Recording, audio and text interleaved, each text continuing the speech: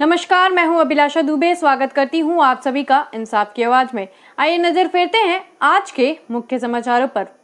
दीपावली में अस्थायी पटाखा दुकान सहित टेंट लगाने के लिए आवेदकों द्वारा आवेदन पर अनुमति अंतिम प्रक्रिया पर है। बता दें कि 48 घंटे के अंदर पटाखा दुकान और टेंट लगाने की अनुमति प्रदान कर दी जाएगी।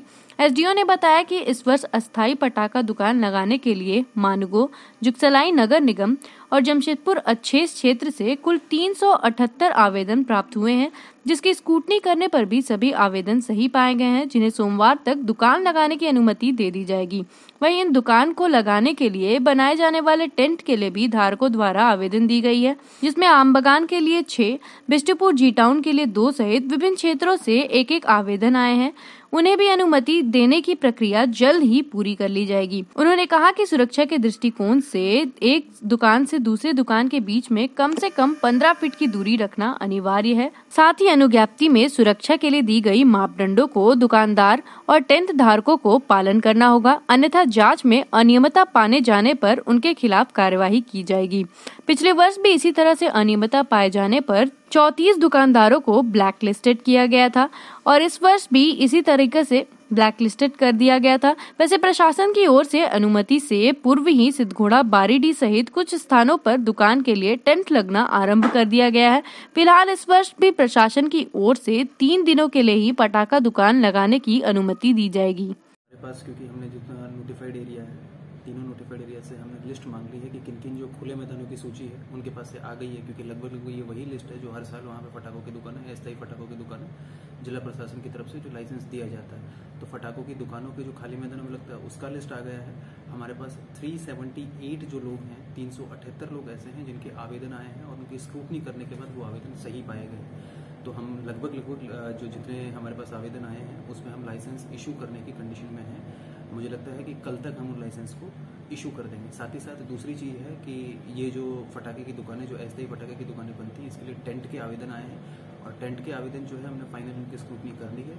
अभी हम शाम को टेंट वालों का जो है उनका इशू कर देंगे, उनकी अनुज्ञप्ति जारी कर देंगे। सुरक्षा का क्योंकि जो एक्सप्लोजिव रूल्स है 2008 के तहत, जिसके तहत हम अस्थायी लाइसेंस देते हैं, तो जो इनकी स्ट्रक्चर बनानी है, हमारी फायर ब्रिगेड को इंस्ट्रक्शन है इनकी जो स्ट्रक्चर बनाने हैं, फायर एक्सटिंग्विशर अंदर लगाने हैं और जो दुकानों के बीच में जो डिस्टेंस मेंटेन करनी है, जो एक्सप्लोजिव रूल्स के तहत जिनको जो अनुज्ञप्ति निर्गत की जाएगी उसमें एक शर्त को पालन करना है। और यदि बिना शर्त के यदि शर्त को पालन नहीं करते हैं, जैसे पिछली बार 34 दुकानों को हमारे द्वारा ब्लैक लिस्ट किया गया था, उनको इस बार लाइसेंस नहीं दिया जाएगा। यदि इस तरीके का कोई भी करना है तो हम उनका लाइसेंस इमीडिएटली कैंसिल कर सकते हैं और उनको न केवल कैंसिल करेंगे बल्कि उनको ब्लैक लिस्ट में भी हम डालेंगे, जिससे अगली बार उनको कभी लाइसेंस जिला प्रशासन के द्वारा नहीं दिया जाए।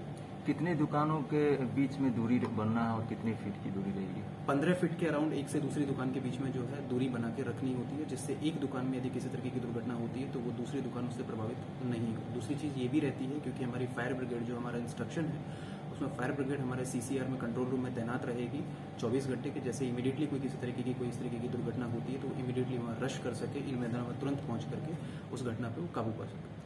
सुरक्षा के लिए दुकानदार को ही इंतजाम करना कि प्रशासन के द्वारा इंतजाम करेगी? इसमें प्रशासन के द्वारा जो है, क्योंकि लाइसेंस में सारी शर्तें हमारे द्वारा निर्धारित की जाएंगी उन्हीं, और इसीलिए हमारे यहाँ से जो टेंट की अनुज्ञप्ति जाती है वो टेंट वालों को एक चीज उस शर्त के तहत उन्हीं टेंट वालों को जो इस तरीके की जो स्ट्रक्चर, सेफ स्ट्रक्चर क्रिएट कर सकते हैं, उन्हीं को हमारे यहाँ से अनुज्ञप्ति जाती है। हर किसी को ये बनाने की अनुमति नहीं होती है और वो इस मामले में एक्सपर्ट हैं और वो जब अपनी स्ट्रक्चर तैयार कर देंगे, जब पटाखे वाले अपनी दुकानें लगाएंगे, उससे पहले हमारे द्वारा इंस्पेक्शन किया जाएगा कि सारे स्टैंडर्ड को उनके द्वारा फॉलो किया गया कि नहीं किया, उसके बाद ही दुकानें वहाँ पे पटाखे वाले पटाखे बेचने की अनुमति दी जाएगी। जैसे बालू की बाल्टी, अग्निशमन यंत्र, ये दुकानदार अपने स्तर पर लगाएंगे कि क्या सर?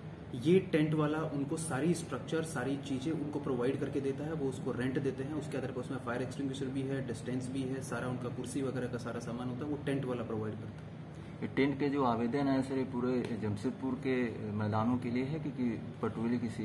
लगभग सारे मैदानों के लिए है, लेकिन ज्यादा जो आमबगान के लिए है या फिर जी टाउन बिष्टुपुर के लिए वहाँ पे 2 आवेदन आए हैं, यहाँ पे आमबगान के लिए 6 आवेदन आए हैं। लगभग सारी जगह एक आवेदन एटलीस्ट हर जगह आया है। अन्य जगहों पे अपने स्तर से उन दुकान लगा सकते हैं नियम के हिसाब से? नियम के हिसाब से हाँ, सारी जगह वो दुकानें लगा सकते हैं, लेकिन इन जनरल ऐसा है कि सारी जगह हमारे पास टेंट के आवेदन आए हैं। जिन जिन मैदानों में, जिन जिन खुले मैदानों में पहले से दुकानें लगती आ रही है, वहाँ पे हर जगह कम से कम एक टेंट वाले का हमारे पास आवेदन आया है, तो वही लोग टेंट जो है स्ट्रक्चर वहाँ पे क्रिएट करके देंगे। इसी के साथ हमारा आज का ये वीडियो यही समाप्त होता है। वीडियो पसंद आया हो तो वीडियो को लाइक, कमेंट, शेयर और चैनल को सब्सक्राइब करना मत भूलिएगा। तब तक के लिए धन्यवाद।